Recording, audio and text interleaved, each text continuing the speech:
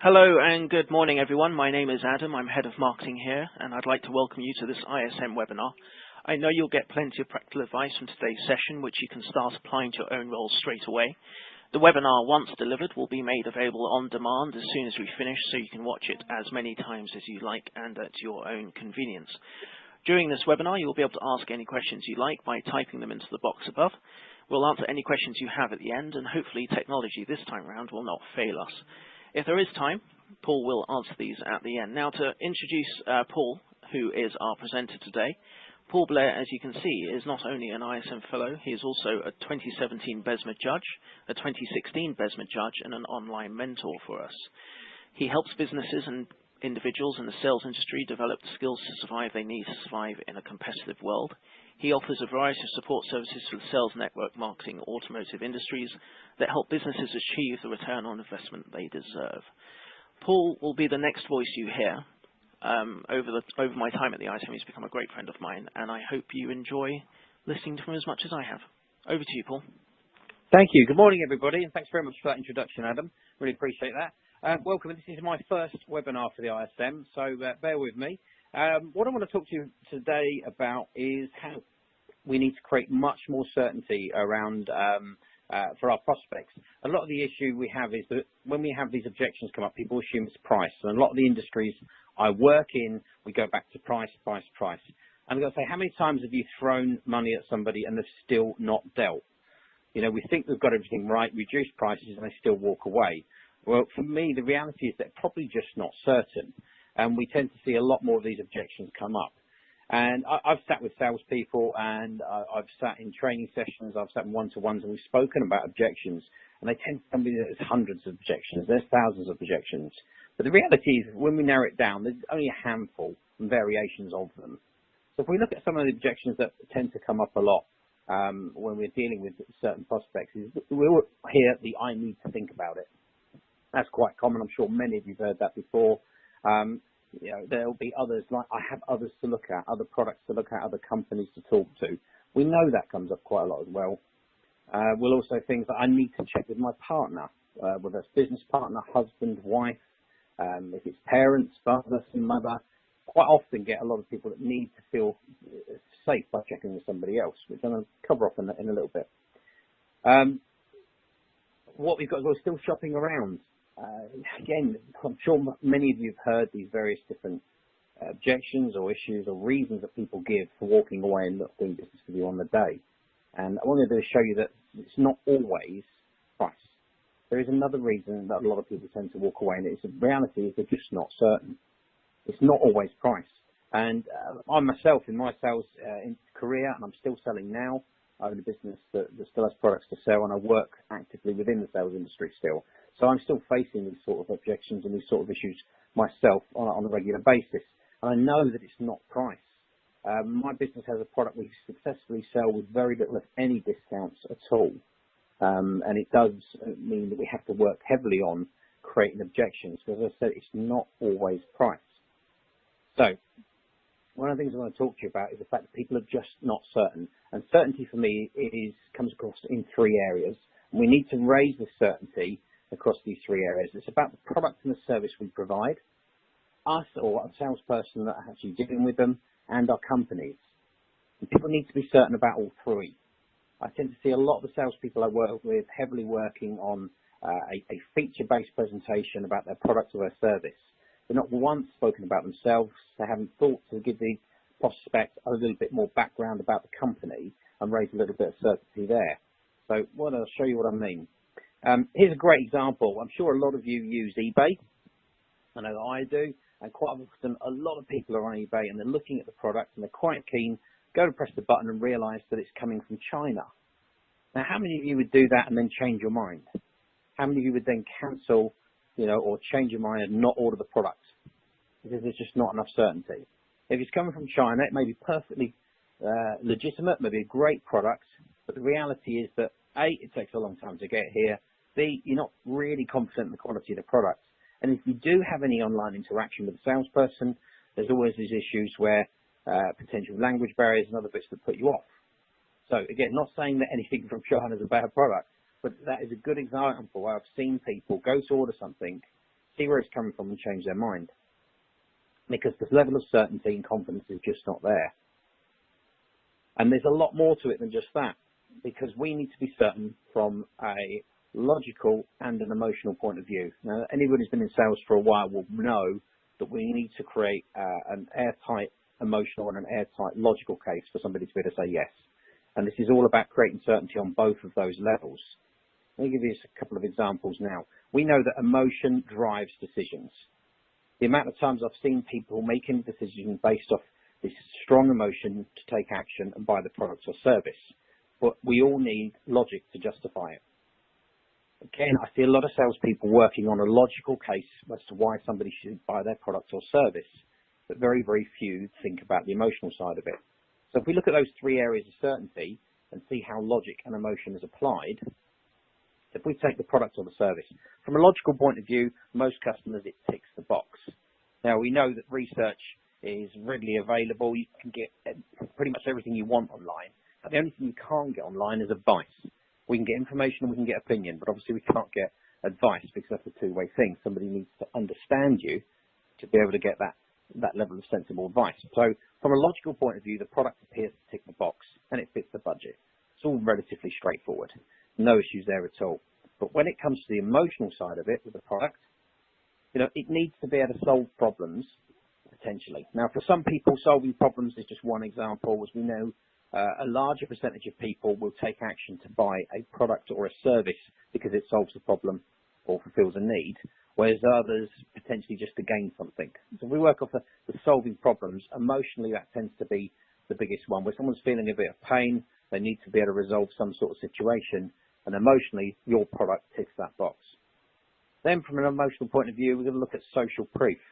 And this is fairly simple. If the product's good enough for everybody else, it could be good enough for you. But there's also this concern that the decisions we make may be judged by other people. And unfortunately, a lot of us are still gauged or still judge our decisions based on what others will think of us. So quite often you'll think this is a good idea, I'll go and buy that product. But then at the last minute think, well, what are they going to think? And I know other people have done this. A good example is if you go into a clothing store to buy a particular item of clothing, you like it enough to pick it up off the rack and take a good look at it. You might even like it enough to go into the dressing room and try it on. But then as soon as you've got it on, it dawns on you that somebody may have a different opinion to you and you put it back. It's that social proof, the fact that other people have to have a sort of similar view to yourself. So people will think about that as well.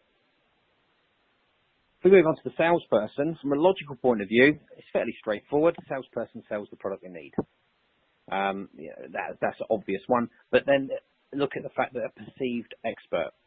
I'll use the word perceived expert because until we actually engage and interact with the salesperson, we're not always sure that we're dealing with that expert. But from a logical point of view, most prospects would say that, this guy sells what I need and he appears to be the expert. But salesperson from an emotional point of view, this is very different. And I'm sure many of you have heard people buy from people. It's a very, very common phrase. And a lot of you will know that the essence of sales is likability. So if the salesperson appears to be interested or seems interested and demonstrates that they actually care by asking all of the right questions and that's showing, as I said, genuine interest in the prospect and their requirements, then that will tick the emotional box. If somebody likes you, they're more likely to deal with you. Moving on to the company. Again, very similar to the salesperson, from a logical point of view, this company offers the product or the service that I need. It's fairly straightforward. A lot of it will then come down to potentially price or locality. So from a logical point of view, they've got what I want, it's in the right locality, and the price fits. And I know people will travel for products and people will order online, but at the end of the day, it's still price and locality comes into it majority of the time. Emotionally, from a company point of view, a lot of businesses have got a lot of heritage and a lot of great reputation that they don't tend to share. When I work with one particular company that has over 200 years history, 200 years been established in the south of England, got a fantastic reputation, they've got a lot of heritage, so much so they've actually built a heritage centre within their business that shows lots and lots of bits and pieces and memorabilia from the last sort of 200 years of their history. Yet a lot of their salespeople fail to mention this when talking to the prospect. And I think we all like to deal with reputable, companies that have got some heritage, got some credibility. Again, moving on to that with ethical side of the business, we don't always manage to demonstrate how we can be that ethical and how they are registered or endorsed by certain institutes or regulated by different authorities, and sometimes getting the message across that actually we're a genuine company, especially with social selling and a lot more online activity. It's very, very easy to create the perception that you're a much bigger, much more established and successful business than potentially you are. And I think a lot of people now are quite nervous of that, shall we say. Potentially they are cautious that you don't know actually who's at the other end of the line, who's at the other end of that website. So opportunities to demonstrate that you're ethical, you're credible, you have history, you've got heritage, you've got great reputation. It's really important because people want to deal with businesses like that. As I said, all three, product, the service, the salesperson, the company, all needs to line up. Now, unfortunately, I didn't realise technology-wise I had animation within my slides, but the webinar platform doesn't allow the animation. Basically, these three should line up, and what we need is all three of these to line up at any one time. All three of these need to line up. Not forever, just a single moment in time. If you can get the prospect to the point where emotionally and logically you're happy with the product or the service, they're happy with you and they're happy with your business, you eliminate a lot of objections before they even come up, which is what obviously we're trying to achieve. So if we go back to these objections and look at them individually, if you take this one, I need to think about it. Obviously, they're definitely not certain, and this could be a combination of many, many things. It could be a combination of all three. So what you've got to look at is your presentation, your pitch as such. Have you managed to tick all of those boxes? Have you covered all of this? Because obviously the best way to overcome these objections, as we keep saying, is to deal with them before they come up. Others to look at, not convinced on your products, Have you qualified the prospect properly? Have you identified all of the needs? Have you solved any of the problems they've got? This is really, really important. And the fact that if they're absolutely convinced on the product emotionally and logically, is there any need for them to, necessarily look elsewhere? Need to check my partner. Definitely not certain. Think back about what I was saying about social proof and how we do like to have other people's, I suppose, we need other people to be on the same page as us. We need other people to think that we've made the right decision. And a lot of us will base our decisions on what other people will think of the action we've taken. This is really, really common. Good example, when I work with automotive clients, you'll get a lot of people look at the vehicle and they will quickly tell them towards the end, I need to check with a partner. They need to go and think about it, they need to check with a partner. Well, the reality is, if the salesperson's done the job right, what they should have been doing was trying to qualify the partner's needs through the individual that's with them, finding out what all the potential issues could be and arming that prospect with all the information he needs to overcome his partner's objections when he goes home. And this is something that's proven quite successful for the guys that are actually doing it. As I said, if they were certain and if you could overcome any of the potential issues, and one of the great lines I've taught a lot of the guys to use is, if your partner's here today with us now, looking at this product, what do you think they'd say? And this tends to draw out the honest, real reasons as to why somebody would want, somebody would have an issue with it. You can arm them, because arm them with the information they need to go back and deal with it. Still shopping around, again, could be that they don't trust your company, they don't trust you, or you haven't actually truly understood them. And this is a much, much more deeper subject that obviously we've got time for in this short webinar, but it's something I find absolutely fascinating, is the fact that I've missed something. If I've got somebody who still needs to shop around, I've got somebody who needs to check with a partner, I've definitely missed something. So when it comes towards what we're trying to do, you've got to be gathering intelligence, as we all know. If you're going to qualify your prospect, qualify your customer, I'd urge you to think about the logical and emotional motivation for it. A lot of the salespeople who work would have a logical-based case for somebody to buy their product or their service. They don't look at the emotional side of it. They don't look at what that will actually do for their client. They don't look at what is the emotional drive for somebody dealing with your business or dealing with you as an individual. So we need to look at getting the message across for all three. And from there onwards as well, if we're going to actually solve this and create all this certainty, we need to look at amplifying somebody's pain. Now, this needs to be done with a sort of an elegance, subtlety about it. But what I've found again is that we're too quick to solve somebody's problems. If we've identified the problems, we're far too quick to actually deal with it and go straight to the solution. Whereas what I would do is, if I've got a great relationship with the client, I'll amplify that by asking a few more questions. I almost asking them, well, what will happen if you don't change this? How do you see things panning out in the next sort of 3 or 4 months if you don't make these changes? And subtly amplify it and ask questions to bring that problem elegantly to the forefront of their mind before I offer the solution. So again, sorry, no animation on this slide, but if people are too quick, as you see on the bottom of there, to go straight to solving the problem, whereas what I would do is tend to amplify a little bit and bring that more emotional side into it when closing. We know that obviously, this creates more certainty. Create a lot more certainty around it. It eliminates a lot of objections. All this fear about what others will think of us, fear about, am I dealing with the right company? Has the salesperson got my best interests at heart? This, I think, is crucial. Absolutely crucial. And as I said, eliminating doubt creates this massive certainty. So a lot of these things that people are doubting, and another area that I talk to some of my sales guys about when training is, what do people think of salespeople? What's the public's perception of an average salesperson? If we are all honest with ourselves, that most people wouldn't come up with a particularly sort of pleasant description of what a salesperson is, and I've heard various descriptions, most of which I'm not going to share with you today. But there are people out there who do still have this fear of dealing with a salesperson, and eliminating all of that doubt around ourselves and our business as well as the product will add a lot more and create a lot more certainty for somebody. So, as I said, it's a really, really short presentation. I just want to say that, overcoming objections before they present themselves as a hurdle for the prospect or a challenge for you is absolutely crucial. Most of us know what's coming up. Most of us have been in our industries long enough to understand the common things that are said to put people off or for them to go away and think about it. If we create a lot more certainty around our product, ourselves, and our business, we've got a lot better chance of overcoming or eliminating them before they even come up. So I've kept that quite short, quite brief. If anybody's got any questions, please feel free to type away now. As I said, I've kept it very, very clear, very short. That was quick.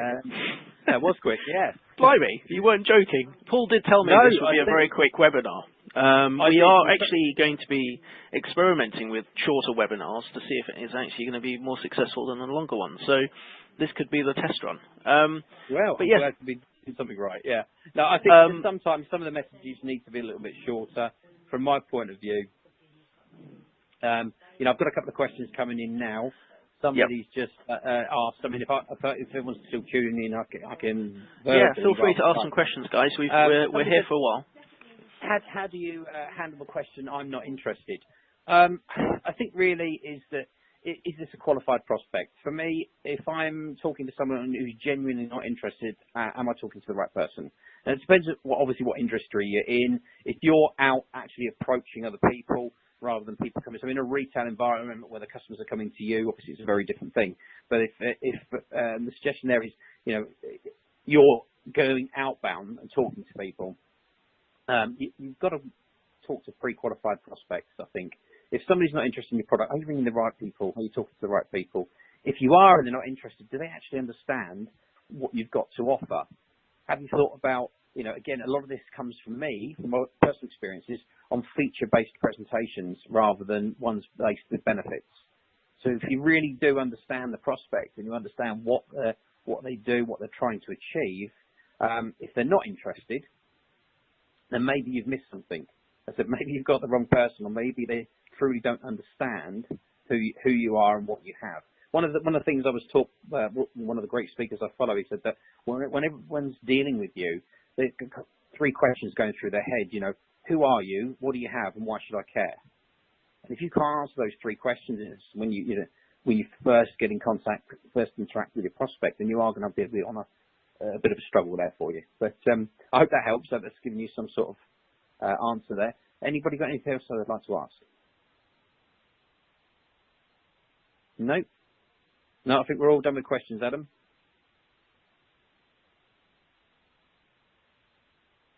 Adam's gone. Hello? Adam, are you there? I am here. Sorry about that. Yes, we do have one more question. Sorry about that. I've got Technical another one. problems. Yes. That's Can all you right. see it? Technical problems as usual. I've got another question. Fantastic. Do you challenge every objection or try to move past them quickly if they seem insincere? Okay. I remember being taught many years ago techniques for overcoming objections, and a lot of them were kind of to deflect or to move past and almost ignore them. I would tend to deal with everything as they come up straight away. I think even if they seem insincere, there are theories that say if you just sort of bat it off and move on and carry on with your pitch, carry on presentation, they may forget it. But from a personal point of view, I like to deal with everything there and then. Eliminate that, because I think all these small minor challenges or minor objections you're going to get, well, they all build up into much larger ones. And all the certainty you're trying to create around you as a salesperson tends to disappear.